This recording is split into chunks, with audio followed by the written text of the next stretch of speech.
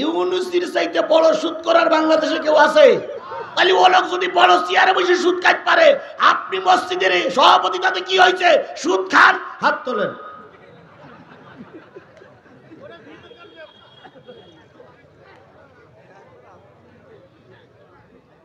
তাহলে একটা সুদ করে এই গ্রামে নেই। হাই রে, এই গ্রামটা একবারে একের গ্রাম যে, বাড়ি বাড়ি সুদ আছে। তাহলে সুদ করে যারা হাত তুললেন না, অনুরোধ করে গেলাম আজকের থেকে নিয়ত করুন সুদের কারবার আর করব না। কে কতটুক টাকা নিয়ে কবরে যেতে পেরেছেন? ভাই, কেউ কোনো টাকা নিয়ে কবরে যাওয়া যায়নি। তুমি আর আমিও কবরে টাকা নিয়ে যেতে পারবো না। সুতরাং আমরা সবাই কোথায় যেতে চাই? কোন জায়গার দরজা বন্ধ করতে চাই? জাহান্নামের দরজা বন্ধ করতে চাই। সাদা কাগজে লিখে নেন যদি টাইম থাকে। যারা 4 ওয়াক্ত নামাজ পড়বে আজকের থেকে, অতীতে যারা ভুল করেছেন পড়েন নাই তাদের বলতেছি না, আজকের থেকে তওবা করে যারা 4 ওয়াক্ত নামাজ পড়বেন, আল্লাহর জান্নাত তাদের জন্য ওয়াজিব, জাহান্নাম তাদের জন্য হারাম। আরেকটু জোরে বলেন আল্লাহু আকবার। তাহলে 4 ওয়াক্ত নামাজ পড়লে জান্নাত ওয়াজিব, জাহান্নাম কি? যুবকদের বলি, ও যুবকেরা, তোমরা আমার সোনামানিক, তোমাদের আন্দোলনের কাছে শেখ হাসিনা পালাই যেতে বাধ্য হয়েছে। তোমাদের আন্দোলনের মুখে দেশ স্বাধীনতার দ্বার প্রান্তে পৌঁছেছে। তোমাদের এখন সবচেয়ে বড় দায়িত্ব 5 ওয়াক্ত সালাত আদায় করে নিজের চরিত্র সংশোধনী এনে এই সমাজটারে কোরআনের সমাজ বানানো।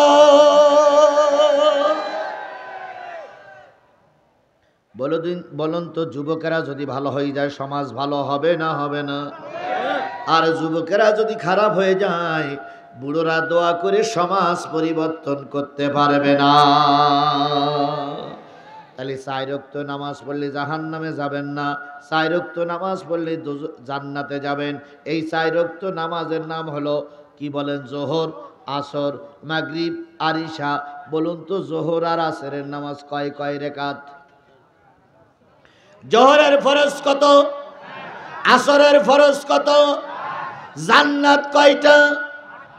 এ যুবক, এ মুরব্বী, এ নারী, ও মা, ও বোন, আজকের থেকে কোরআনের আলোচনা শোনার পর যদি আপনি সালাত কাজা না করেন, আগামীকাল থেকে জোহরের থেকে শুরু করে মৃত্যুর আগ পর্যন্ত এই 2 ওয়াক্ত নামাজ যদি ঠিকমতো আদায় করেন, আল্লাহর কোরআন বলল, রাসূলের হাদিস বলল, আপনি জান্নাতি।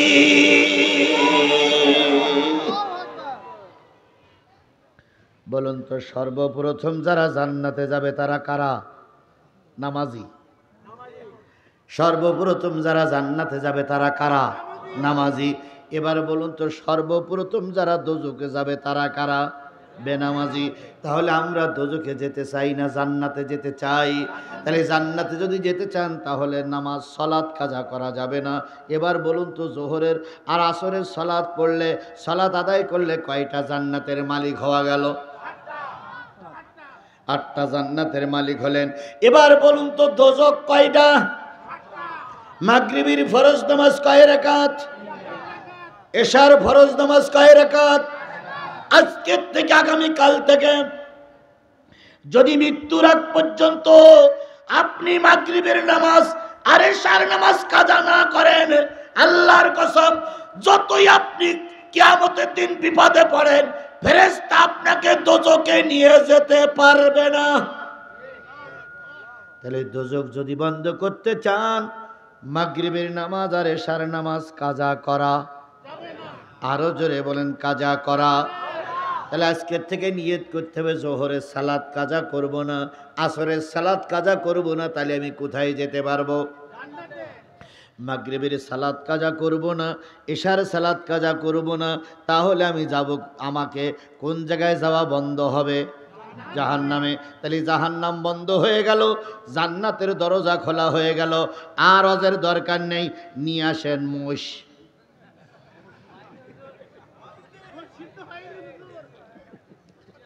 এখন মোষ খাবো, বাড়ি যাব, মানুষের দিলের ভিতরে শুধু মোষ মোষ মোষ।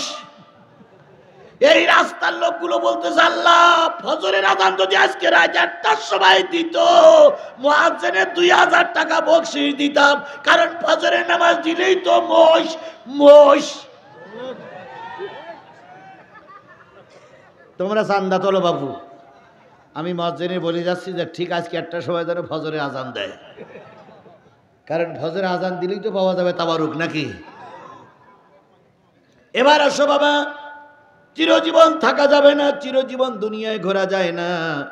কত লোক তোমার মতন বয়সের, কত লোক মারা গেল, কত লোক কবরস্থ হলো। তালি বলতেছিলাম আসরের সালাত আর জোহরের সালাতে জান্নাত, মাগরিবের সালাত আর এশার সালাতে জাহান্নাম বন্ধ হয়ে গেল। আর একটা ওয়াক্ত বাকি আছে না নাই? সেই ওয়াক্তটার নাম কি? আরো জোরে বলেন। ফরজ না, কিন্তু ওয়াক্তের নাম কি? ফজর। এই ফজরের ফরজ নামাজ কয় রাকাত? যে ব্যক্তি ফজরের ফরজ সালাত আজকের থেকে আদায় করবে, সাদা কাগজে লিখে নয়, বানানো কথা বলার জন্য আসি নাই, নবীর ভাষ্য অনুসারে ওই ব্যক্তি দুটো পুরস্কার পাবে। 1 নম্বর পুরস্কার, ওই ব্যক্তির কবরে আযাব হবে না। তাহলে ফজরের নামাজ আদায়কারিনীর কবরের আযাব কি হবে? কোন সালাতের মাধ্যমে? আরো জোরে বলেন, কোন সালাতের মাধ্যমে? 2 নম্বর, যেই ব্যক্তি ফজরের সালাত ঠিক মতন আদায় করবে, সেই ব্যক্তি মরার সময় ঈমান নিয়ে মরবে, বেঈমান হয়ে মারা যাবে না। তাহলে ঈমান নিয়ে যদি মরতে চান ফজরের সালাত আদায় করা লাগবে। কবরের আযাব যদি মাফ করতে চান ফজরের সালাত আদায় করা লাগবে। তাহলে 5 ওয়াক্ত নামাজের ভিতরে যে বিপদগুলো বাঁচা গেল, ওই 5 ওয়াক্ত সালাত আমরা ইচ্ছা করে ছেড়ে, আরো জোরে বলেন, ছেড়ে দেব। এবার বলুন তো, ফজরের নামাজ 2 রাকাত, জোহরের নামাজ 4 রাকাত, আসরের নামাজ 4 রাকাত, মাগরিবের নামাজ 3 রাকাত, আবার এশায় 4 রাকাত করলো কেন? আল্লাহর মাথা মনে হয় ঠিক নেই। আল্লাহর বেরেন কি ঠিক আছে? তাই ঠিক আছে, সকালবেলার নামাজ 2 রাকাত কেন? এশার নামাজ পড়ে শুয়ে পড়লাম, 12 ঘন্টা ঘুমালাম, তাহলে ফজরের নামাজ তো 32 রাকাত হওয়ার কথা। এতক্ষণ ঘুমাইছি, এখন কাজ করবো, তাহলে 32 রাকাত আল্লাহ দেবে। আল্লাহ 2 রাকাত দেবে কেন? আবার জোহরের থেকে শুরু করে, ফজরের থেকে শুরু করে জোহরক্ত পর্যন্ত 10 ঘন্টা টাইম, তাহলে আল্লাহ রাব্বুল আলামিন আমাদের ওখানে 4 রাকাত দিল কেন? ওখানে আরো 2 রাকাত বাড়িয়ে দেবে। আবার দেখেন মাঝখানে একটু ভাগ বেশি নয়, জোহরের সালাত আদায় করার পরে ঘন্টা 1.5 পরে আর একটা সালাত আদায় করতে হয়, সেটা আসরের সালাত, ওখানে আবার 4 রাকাত। আসরের সালাতের পরে ঘন্টা 1.5 পরে আর একটা সালাত আদায় করতে হয় মাগরিবের নামাজ, সেখানে কয় রাকাত? তাহলে আল্লাহ সব একরকম করে যাবে, কম বেশি করলো কেন জানা দরকার আছে না নাই? যদি আমি পর্যায় করে না আসি, আমারে ফেলাই রেখে চলে যাবেন কারা কারা? হাত তোলেন। পর্যায় ক্রমে আসবো ইনশাল্লাহ, প্রতিটা সালাতের কথা। আপনারা কি আমাকে ফেলাই রেখে চলে যাবেন? তাহলে নিয়ত করতে হবে সালাতের আলোচনা শেষ না হওয়া পর্যন্ত, যেই সালাত আমাকে জান্নাতে নেবে, যেই সালাত আমাকে জাহান্নাম বন্ধ করবে, যেই সালাতের মাধ্যমে আল্লাহর নিকটবর্তী হয়ে যাওয়া যাবে, যেই সালাতের পরিচয় দিয়ে মুসলমানের পরিচয়, ওই সালাতের নামাজের আলোচনা শেষ না হওয়া পর্যন্ত ময়দান ছেড়ে চলে যাব না। কারা কারা রাজি আছেন? 2 হাত উঁচু করে মালিকের দেখান।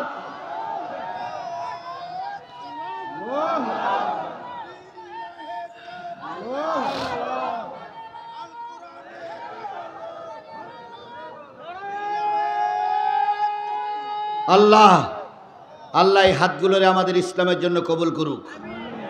তাহলে ফজরের ফরজ সালাত কয় রাকাত? কেন 2 রাকাত হলো? নবীর কাছে জানতে চাই। নবী বললেন, ও আমার সাহাবীরা শোনো, যে নবীরা যে কায়দায় নামাজ পড়েছে, ওই নবীদের নামাজকে তোমাদের জন্য বাধ্যতামূলক করা হলো। সাহাবী আজমাইনগণ বলেন, কেন নবীরা এইভাবে নামাজ পড়লো আর কেন আমাদের বেশি কম পড়তে হয় একটু বলে দিন। নবী বললেন, ও আমার সাহাবীরা, আদম আর হাওয়াকে আল্লাহ পাক তৈরি করে কোথায় রেখেছিলেন? আদম আলাইহিস সালামকে বলেছিলেন তাকরাবা হাযিহিস শাজারা, এই গাছের লা তাকরাবা হাযিহিস শাজারা, গাছটার নিকটবর্তী হবে না। এই গাছের নিকটবর্তী হয়ে গেলে তুমি কিন্তু জান্নাত থেকে চলে যাবা। শয়তান প্রলোভন দেখালো, শয়তান ধোঁকা দিল। হযরত আদম আলাইহিস সালাম গাছের ফল খাইলো, কি শুরু হলো? পায়খানা পেশাব শুরু হলো, জায়গা নাপাক হয়ে গেল। আদম আলাইহিস সালামকে বললেন ইহবিতু, নেমে যাও।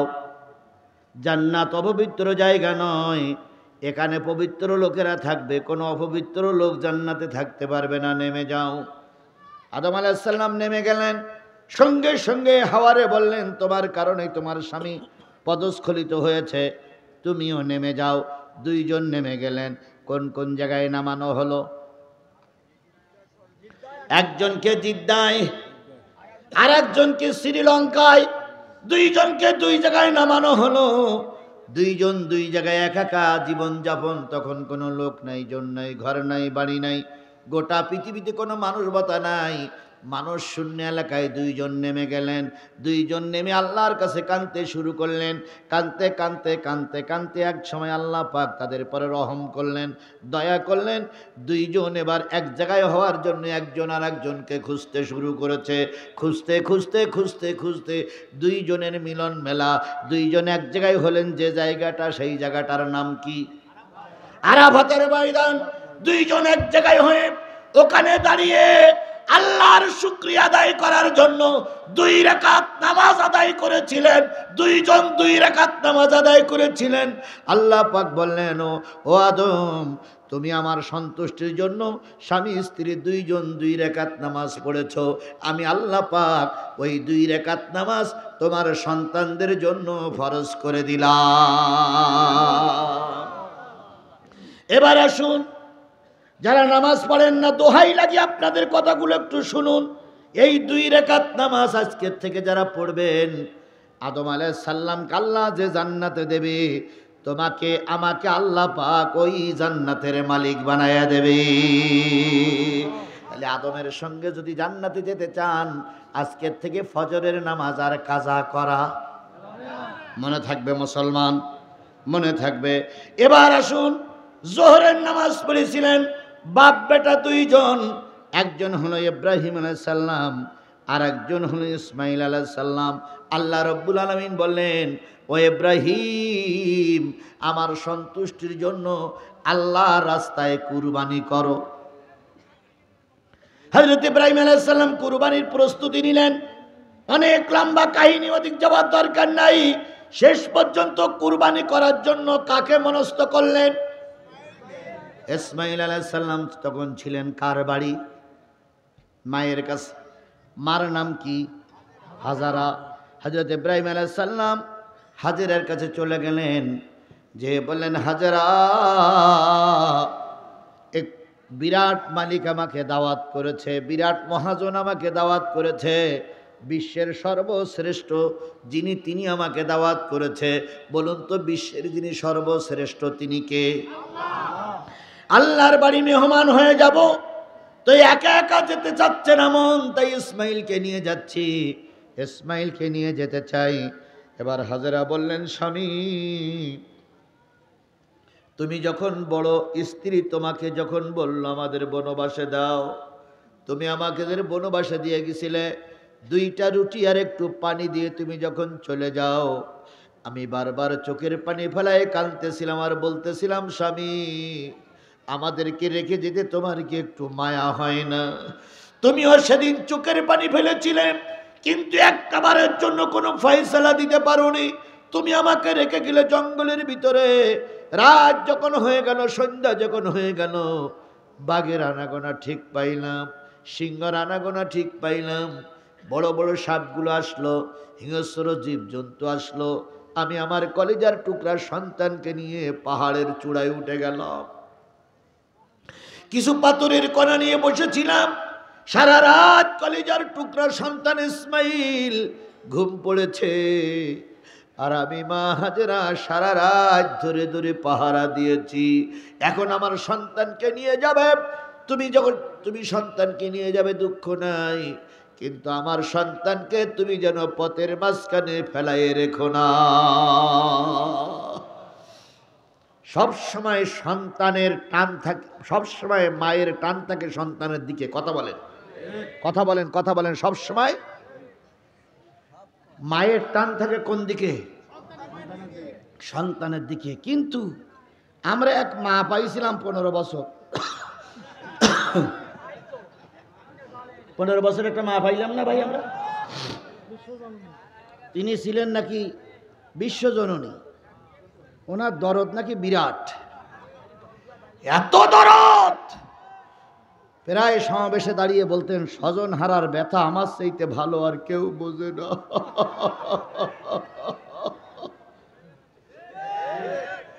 কথা বলেন, কথা বলেন। এত দরদি নারী তিনি। শেষ পর্যন্ত আমাদের সমাজের একদল হুজুররা বলেছিলেন আপনি কওমি জননী। কওমি মানে কওমি অঙ্গন, আর জননী মানে মা। তিনি নাকি কওমিদের মা। পাম্পট্টি দিতি দিতি দিতি আর কত পাম্পট্টি দেবা, শেষ পর্যন্ত ইমান হারা পাম্পট্টি না তোমরা দিয়েছ। এক হুজুর এমপি সাহেবের দাওয়াত করে নিয়ে গেছে মসজিদে ছাদ বানাবে। এখন এমপি সাহেব খুব বড় লোক, এখন এমপি সাহেবের কাছে 10 লাখ টাকা নিতেও। এমপি সাহেবের দাওয়াত করে বলতেছে স্যার আপনারা ক্ষমতায় আছেন বলে দেশের 18 কোটি মানুষের খুব শান্তি আছে। এমপি বলতেছে যে হুজুর আপনি এই যে সত্য কথাটা বললেন এজন্য আপনার পুরস্কার দেওয়া উচিত। তখন এমপি সাহেবকে বসাই রেখে হুজুর আবার বলতেছে আমাদের দেশের কিছু হুজুর আছে এরা সত্য কথাটা বলে না। এই কোরআন শরীফে শেখ হাসিনার নাম আছে, এই কথাটা বলতে হুজুরের বাধা দেয় কারা? তো এমপি সাহেব বলতেছি এই কোরআন শরীফে হুজুর এই শেখ হাসিনার নাম আছে, তার মানে হুজুর কয় হ্যাঁ এই কোরআন শরীফে এই শেখ হাসিনার নাম আছে, কিন্তু এই হুজুররা বাধা দেয় তাই বলে না। তো এমপি সাহেব বলতে হুজুর তাহলে সেই আয়াতটা একটু পড়ে শোনান তো, আমি শেখ হাসিনা রহমতুল্লাহ আলাইকে বলবো যে আপনার নাম কোরআন শরীফে পাওয়া গেছে, হযরত শেখ হাসিনা। তো এইবার উনি বলতেছে শোনেননি? তো বলতেছে কোথায়? আমরা প্রায় পড়ি কিন্তু হুজুর একটু গোপন করে। সেটা কি? রব্বানা আতিনা ফিদ দুনিয়া হাসিনা।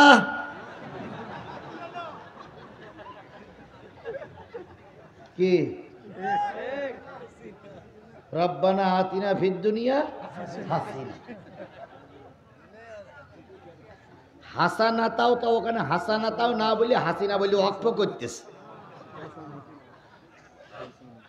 এমপি সাহেব বলতেছে আরে বাপ রে বাপ হুজুর, হ্যাঁ হুজুর আপনি কোন জায়গায় লেখাপড়া করেছেন? হুজুর তখন বলতেছে আমার চেনো না, হাফেজ কওমি আলিয়া রহমাতুল্লাহ কুতকুতি আলাইহিস সালাম।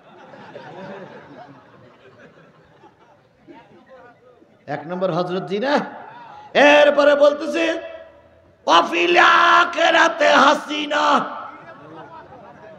ওয়াকিনা আযাবান্নার। এমপি সাহেব তখন দাঁড়াই বলতেছে হুজুর কারোর কাছে চান্দা তোলা লাগবে না, 10 লাখ টাকা বাজেট করলাম মসজিদের ছাদের জন্য। তাহলে মসজিদের ছাদের জন্য 10 লাখ টাকা নেবে, তাই হুজুর কোরআনের আয়াতের অবজ্ঞা করে ওদের পায়ে তেল মাখাইয়েছে।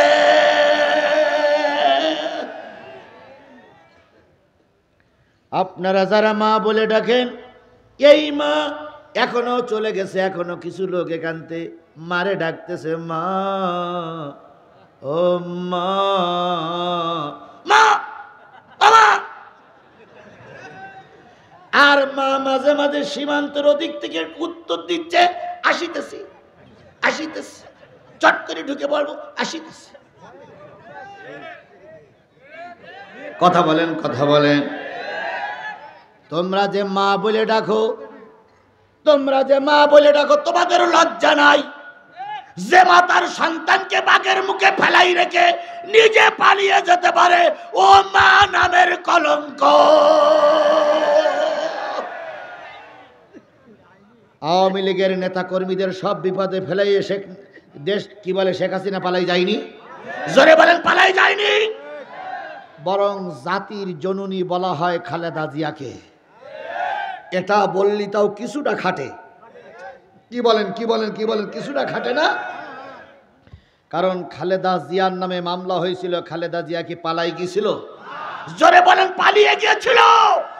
খালেদা জিয়ার বাড়ির কারেন্টের তারগুলো কেটে দেওয়া হলো।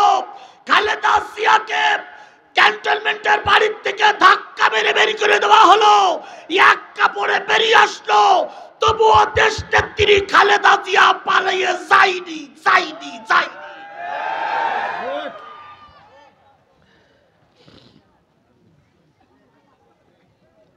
কথাটা একটু বাড়াই বললাম? জোরে বলেন বাড়াই বললাম? সবচেয়ে জাতির মির্জাপুর হলো এরশাদ। এর চাইতে বড় মির্জাফর, এর চাইতে বড় মির্জাফর আর বাংলাদেশে দ্বিতীয় কেউ নাই। এই মির্জাফর যদি এই শেখ হাসিনার সঙ্গে হাত মিলাই না থাকতো, শেখ হাসিনা একবারের জন্য সরকার গঠন করতে পারতো না। কিন্তু এই মির্জাফরও দেশের থেকে পালাই যায়নি। কি আমি যেটা সত্য কথা স্বীকার করতে হবে, ও মির্জাফর ছিল ঠিকই, কিন্তু দেশের থেকে পালাইয়ে যায়নি। জেল খেটেছে, মামলা খেটেছে, মাইর খেয়েছে, তবু দেশের থেকে পালাইয়ে। এবার আসুন বাংলাদেশ জামাত ইসলামী শীর্ষস্থানীয় সব নেতাদের সম্পূর্ণ অন্যায়ভাবে ফাঁসির কাস্টে ঝুলানো হলো। আল্লামা সাঈদীকে পরিকল্পিতভাবে মারা হলো। শিবিরের ছেলেদেরকে রিমান্ডে নিয়ে পঙ্গুত্ব বরণ করানো হলো। চোখ তুলে ফেললো, হাত কেটে নিল, পা কেটে নিল। বাংলাদেশ জামাত ইসলামী ময়দান ছেড়ে পালায়ে যায়নি। আর তোমরা প্রায় বলতে আমরা মুক্তিযুদ্ধের শক্তি, আমরা পালাই না, আমরা পালাবো না। ফখরুল সাহেব আপনার বাসায় একটু জায়গা দিবে? কথা বলেন বলি নাই? এত সাহসী বাবার সাহসী কন্যা ছেলেরা একটু ধাক্কা দিল, আমরা বুড়োরা একটাও নামিনি। শুধু বাচ্চাদের ধাক্কায় ব্রিফকেস টেস্ট নিয়ে সোজা বিমানে উঠে বলতে, বিমানওয়ালা তাড়াতাড়ি চালাও, আর মাত্র 45 মিনিট সময় আছে, এর ভিতরে যদি না যাইতে পারি ওরা আমাকে আলু ভর্তা করে ফেলবে। তাহলে সেই মা কলঙ্কিত মা, যে মা তার সন্তানকে রাস্তায় ফেলিয়ে নিজে বিমানে চড়ে পালিয়ে যায়, এ মা নামের কলঙ্ক, এ রাক্ষসী মা, এ ডাইনি মা। আর এই রাক্ষসী এই ডাইনি মার জন্য আবার যারা মায়া কান্না কানতেছ, যা আছো চুপচাপ থাকো। তোমরা কেডা কি করেছ সব আমরা জানি, আর কেউ না জানলে আমি জানি। কথা বলে ঠিক না ঠিক? এখানে কয়টা লোক আওয়ামী লীগের কর্মী আছে আমি একবার গুনে বের করে দিতে পারি। আমি দেখতেছি কেডা কেডা। হ্যাঁ এর ভিতরে 18-19 জন আওয়ামী লীগের কর্মী আছে। বলবো উঠতি, বলবো নাম ধরি, বলবো বললি জনগণ কিন্তু আলু ভর্তা করে ফেলবে, এই ভয়ে বললাম না। সুতরাং আমার অনুরোধ, কোরআনের অনুরোধ, ইসলামের অনুরোধ, বিএনপির অনুরোধ, চুপচাপ থাকো। এখন আর মাথা উঁচু করে দাঙ্গাবাজি করতে যেও না, কারণ এবার যদি মাথা উঁচু করো জনগণ আর ক্ষমা করবে না, এবার কাল্লা আলাদা করে ফেলবে।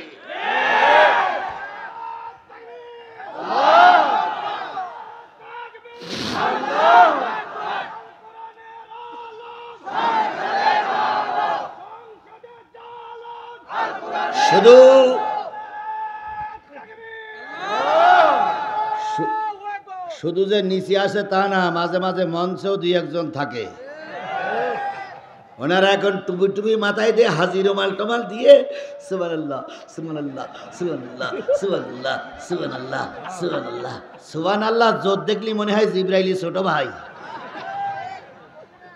যে আকাম কুকাম করেছো প্রতিটা আকাম কুকামের যদি বিচার হয় কিয়ামত পর্যন্ত ওরা আর মাথা উঁচু করতে পারবে না। কথা বলেন ঠিক না ঠিক? বিশ্বাস করো মুসলমান, যদি ওরা যে টাকাগুলো বিদেশে পাচার করেছে ওই টাকাগুলো যদি ফিরিয়ে আনা হয় 10 বছর বাংলাদেশের কোনো জাতীয় বাজেট পাস করা লাগবে না। 10 বছরের বাজেট ওরা একাই খেয়ে ফেলেছে। এত বড় খাতি পারে মানুষ, 1 বিঘে পেটের ভিতরে কত ঢুকতে পারে। আল্লাহ আমাদের ওদের থেকে হেফাজত করুক। আরো জোরে বলেন আমিন, আরো জোরে আমিন, আরো জোরে।